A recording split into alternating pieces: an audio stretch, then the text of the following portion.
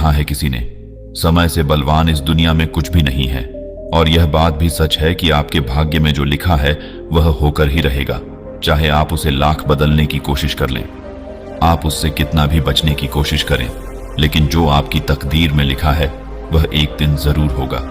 इसे किसी भी तरह से कोई भी बदल नहीं सकता, चाहे वह जितना भी जोर लगा ले। तकदीर का लिखा कोई नहीं मिटा सकता। यह बात सच है। इस कहानी को इसलिए आप अंत तक सुने क्योंकि यह कहानी आपकी जिंदगी बदल देगी। जब जब आप जीवन में बड़ी मुसीबतों और बुरे वक्त में फंस जाएंगे, तब यह कहानी आपको याद आएगी। एक बार एक किसान का बेटा था। एक बार उस किसान के घर में एक बेटे का जन्म हुआ। किसान बहुत ही गरीब था और वह दोनों भाई साथ में रहा करते थे। धीरे धीरे बच्चा बड़ा हुआ, लेकिन उसके पास खाने पीने के संसाधन नहीं थे। उसका बाप जंगल में लकड़ी काट कर जीवन गुजारता था। एक समय वह लकड़ी काटने के लिए जंगल में गया और उसका पैर फिसल गया और वह वहीं गिर गया। उसे चोट लगी और उसके पिता का वहीं देहांत हो गया। पिता के चले जाने से माँ और बेटा अनाथ हो गए। उनका कोई सहारा नहीं था, लेकिन जो चाचा थे वे उनकी देखभाल करते थे और उन्हें खाने पीने को देते थे। लेकिन वे भी बोले कि कितने दिन करें, क्योंकि उनका भी एक परिवार था और अब गरीबी से उनकी हालत बहुत बुरी हो गई थी। एक समय एक महात्मा उस कुटिया में कुछ पानी मांगने के लिए आए। तब उस लड़के की मां बाहर आई और बोली, महात्मा, हमारे घर में खाने के लिए कुछ भी नहीं है, मैं आपको सिर्फ एक गिलास पानी दे सकती हूं। महात्मा बोले, मुझे तुम बस एक गिलास पानी दे दो, मुझे और कुछ नहीं चाहिए। मां अंदर गई और एक गिलास पानी लेकर आई। महात्मा ने पानी पिया, तभी बच्चे के रोने की आवाज सुनाई दी। महात्मा ने पूछा, लगता है आपके घर में शिशु का जन्म हुआ है? मां ने कहा, हाँ, इस घर में शिशु का जन्म हुआ है, लेकिन यह बहुत ही मनहूस बालक है। मां ने बताया, इसके पैदा होते ही कुछ समय बाद उसके पिता लकड़ी काटते समय पेड़ से गिर गए और उनका देहांत हो गया। अब हम बिल्कुल अनाथ हैं। महात्मा ने कहा, नहीं, यह कोई मनहूस बालक नहीं है, यह तो यहां का राजा है। मां ने कहा, राजा? यह राजा कैसे हो सकता है? हमारे घर में खाने के लिए कुछ नहीं है, हम इतने गरीब हैं कि कल कैसे जिंदा रहेंगे, इस बारे में सोचकर हमें डर लगता है। और आप कह रहे हैं कि यह एक दिन राजा बनेगा, यह भला कैसे राजा बनेगा? महात्मा ने कहा, इसके हाथों की लकीरों में लिखा है कि एक दिन यह नगर का राजा बनेगा। तब तक लड़के के चाचा आए और इस बात को सुन लिया। उन्होंने कहा, महात्मा जी, आप बेफालतू की बातें कर रहे हो, यह राजा कैसे बन सकता है? हमारी हालत और घर की दुर्दशा देखिए। किसी भी कीमत पर अगर हम कितना भी प्रयास कर लें, हम राजा नहीं बन सकते। महात्मा ने कहा, तुम जितनी मर्जी कोशिश कर लो, लेकिन जो तकदीर में लिखा है वह होकर रहेगा। उस रात उसके चाचा को नींद नहीं आई। वह रात भर सोचता रहा कि अगर महात्मा की बात सच हो गई तो फिर क्या होगा? यह भला राजा क्यों बनेगा? मेरा बेटा राजा क्यों नहीं बन सकता? मेरे बेटे की तकदीर में कुछ नहीं लिखा और इस लड़के की तकदीर में राजा बनना लिखा है, जिसने पैदा होते ही अपने बाप को मार दिया। जो कुछ भी हो जाए, मैं इसे राजा बनने नहीं दूंगा।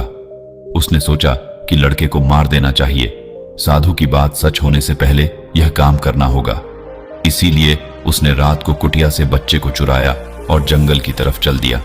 जंगल में एक नदी बहती थी। उसने ले जाकर उस बच्चे को नदी में फेंक दिया और वहां से भाग आया। धीरे धीरे कई साल बीत गए। जंगल में एक महात्मा को वह बच्चा मिला।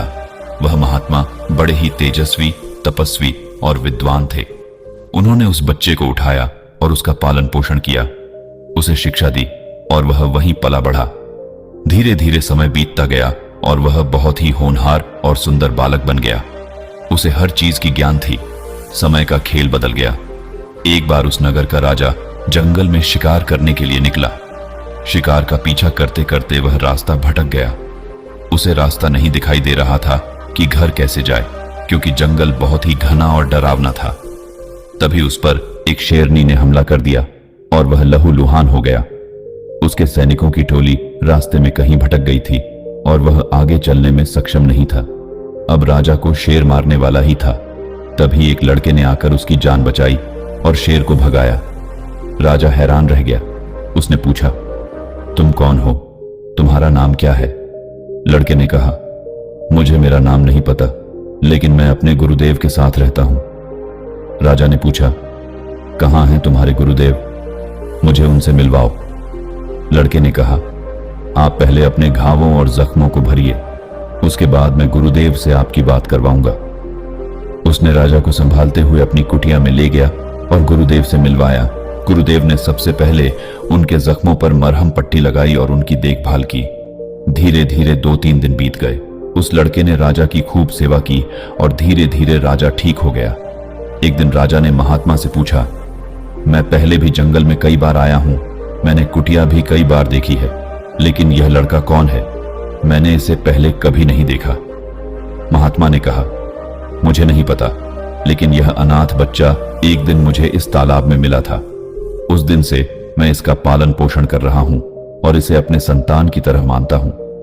इन दोनों की बातें एक लकड़हारे ने सुन ली। वह कोई और नहीं, उस लड़के का चाचा ही था। उसे यकीन हो गया कि यह वही लड़का है जिसे उसने कई साल पहले नदी में फेंक दिया था। यह देखकर उसके मन में जलन पैदा हो गई और उसने सोचा कि किसी भी कीमत पर अब इसे राजा बनने नहीं देगा, चाहे जितना भी जोर लगा ले। अगले दिन राजा वहां से चले गए। उन्होंने महात्मा से कहा, मैं कुछ और भ्रमण करूंगा, इसीलिए तुम इस पत्र को लेकर राजमहल चले जाओ। लड़के का चाचा, जिसे लड़के की पहचान का यकीन हो गया था, ने सोचा कि अगर वह इस पत्र को ले जाकर राजा के साथ साजिश करेगा तो वह खुद ही राजा बन जाएगा और अपना सारा जीवन सुखी से काटेगा। इस इरादे से उसने लड़के का पत्र चुरा लिया और महल की ओर चल पड़ा। महल के द्वार पर द्वारपाल ने उसे रोका और पूछा, तुम गरीब, तुमसे महल के अंदर कैसे जा सकते हो? उसने बताया कि उसे राजा ने भेजा है और इस पत्र पर राजा के हस्ताक्षर भी हैं। द्वारपाल ने जब पत्र देखा तो उसमें राजा के हस्ताक्षर थे। उसे महल में ले जाया गया। राजा ने उस पत्र में लिखा था कि जो व्यक्ति यह पत्र लेकर आए वह एक होनहार और विद्वान लड़का है, इसीलिए मैं अब राजपाट छोड़कर संन्यास लेने जा रहा हूं और अगला राजा इसे ही बना देना। नीचे राजा के हस्ताक्षर भी थे। रानी को शक हुआ कि पत्र चोरी किया गया है और यह व्यक्ति झूठ बोल रहा है। उन्होंने कुछ सैनिकों को उसके साथ भेजा ताकि सच्चाई पता चल सके। सैनिक उसके पीछे पीछे गए और रात को उसकी कुटिया में देखा कि उसने लड़के को बांध रखा था और खुद जोर से हंस रहा था। आज मैंने इसकी तकदीर को बदल दिया, अब यह राजा नहीं बन सकता, चाहे जो मर्जी कर लो। मैंने इसकी तकदीर को पलट दिया। सैनिकों ने यह सब सुन लिया और उसे देख भी लिया। उन्होंने उस चाचा को पकड़कर वापस महल में ले आए और लड़के को भी ले आए। उन्होंने लड़के को राजा बना दिया और उसके चाचा को बंदी बनाकर कारागार में डाल दिया। उसके कर्मों की सजा उसे मिल गई। लाख कोशिश करने के बावजूद भी वह लड़का राजा बन गया। चाचा को कारागार में ले जाया जा रहा था, तभी महात्मा वहां आए। उन्होंने कहा, मैंने सालों पहले कहा था कि यह लड़का राजा बनेगा। उन्होंने चाचा की तरफ देखा और हंसते हुए बोले, मैंने तुमसे कहा था कि भाग्य का लिखा कोई नहीं मिटा सकता।